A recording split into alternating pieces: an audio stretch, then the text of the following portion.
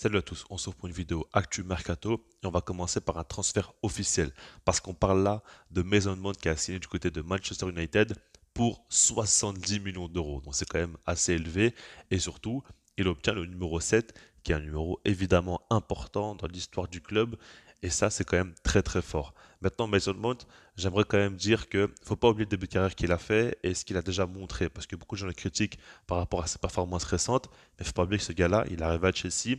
Très rapidement, il s'est imposé, il a eu sa chance en sélection, il a carrément gagné une place de titulaire assez rapidement. Durant l'Euro, il avait un rôle assez important. Et puis c'est un gars qui a su être décisif avec Chelsea, qui a marqué des buts, qui a su faire marquer et qui a su être l'un des joueurs sur lequel tu pouvais donc faire confiance assez facilement. Ça c'est quand même important. Maintenant c'est vrai que ces derniers mois c'est beaucoup plus compliqué du côté de Chelsea. Après on peut dire aussi qu'il y a eu pas mal de coachs qui sont passés, pas mal de systèmes différents, qui n'a pas toujours été mis dans les meilleures conditions. C'est vrai, mais honnêtement je trouve ça quand même assez fou de mettre 70 millions d'euros, de lui donner le numéro 7, donner autant de responsabilités.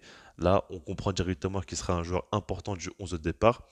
Et je ne cache pas que j'ai hâte de voir ça quand même parce que je ne l'imaginais pas forcément comme ça. Je ne sais pas trop ce que vous en pensez, mais pour moi, milieu de terrain, Casemiro, Bruno Fernandes et Mason Mount, c'est peut-être pas non plus ce qu'il y a de plus complémentaire. Alors peut-être qu'il y aura donc un jeu très offensif avec Bruno Fernandes et Mason Mount dans le half space, les deux qui vont jouer très haut et qui vont se lâcher offensivement. Peut-être que Bruno Fernandes va avoir un rôle assez nouveau où il sera un peu plus bas sur le terrain, en mode quarterback où il va envoyer des ballons en profondeur à longue distance. Ça peut se faire aussi. Dans tous les cas, ça me paraît pas forcément très très logique. Faudra voir comment ça va se goupiller. Peut-être que Ten Hag a une idée en tête qu'on n'a pas forcément vu venir aussi. Je ne sais pas, mais en tout cas par rapport à Mason Mount, je trouve quand même que c'est un bon joueur qui, quand il est mis dans les bonnes conditions, avec un système cohérent autour, peut faire de très belles choses et peut faire quand même de bonnes performances. Maintenant, il faudra voir comment ça va se faire. Et je ne vous cache pas que pour l'instant, je ne suis pas forcément très très hypé. En tout cas, je ne pense pas forcément que ça va être un bon transfert qui va fonctionner. Donc, j'attends de voir. Maintenant, par rapport à Jurgen Timber, là, c'est autre chose.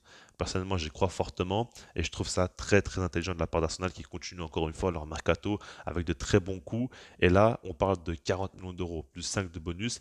Fabrizio Romano annonce que c'est bouclé, c'est pas encore officiel, mais ça va l'être très prochainement.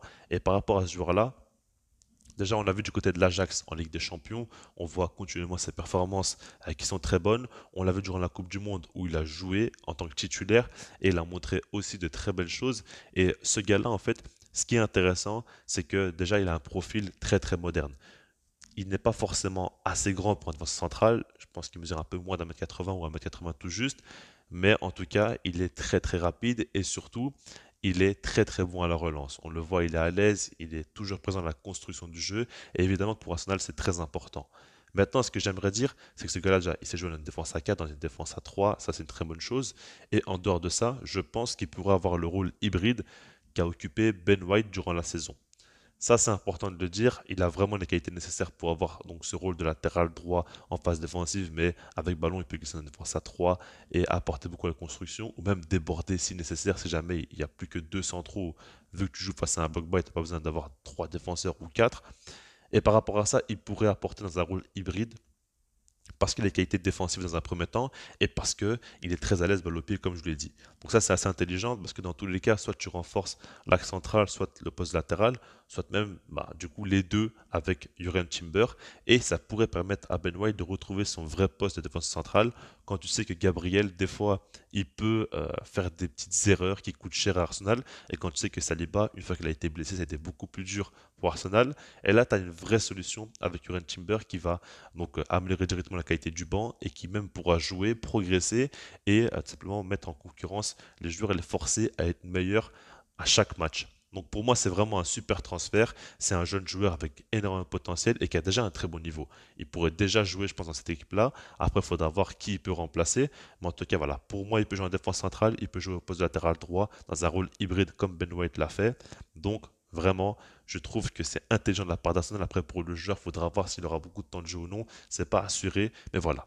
Maintenant, on va terminer avec Angel Di Maria, parce qu'une grosse information est tombée. Fabrizio Romano a annoncé qu'il a choisi donc de rejoindre Benfica, alors qu'on sait très bien qu'il aurait pu aller en MLS et jouer avec Léo Messi en touchant un énorme salaire et terminer sa carrière tranquillement. Il a quand même 35 ans Et rappelez-vous, il avait joué donc à Benfica en 2007, il était venu en provenance d'Argentine et aujourd'hui il veut terminer sa carrière là-bas dans son premier club européen.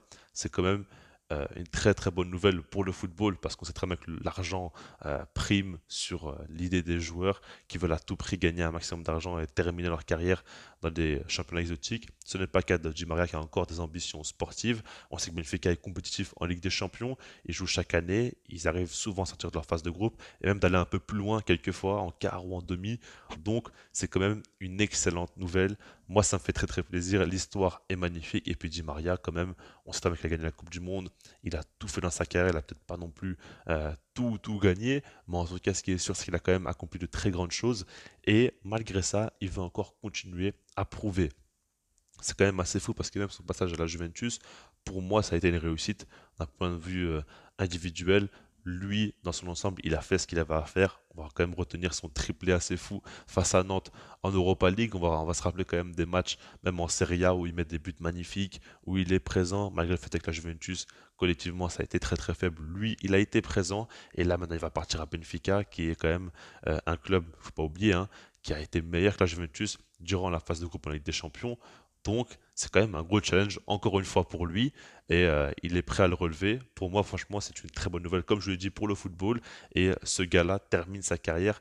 D'ailleurs, je pense peut-être à faire une vidéo sur lui par rapport à toute sa carrière, parce que quand même, c'est assez fort ce qu'il nous a proposé, il nous a beaucoup marqué. Je pense que c'est peut-être pas non plus une grande légende entre Di Maria, mais c'est un joueur qu'on n'oubliera pas et qui a marqué quand même notre génération.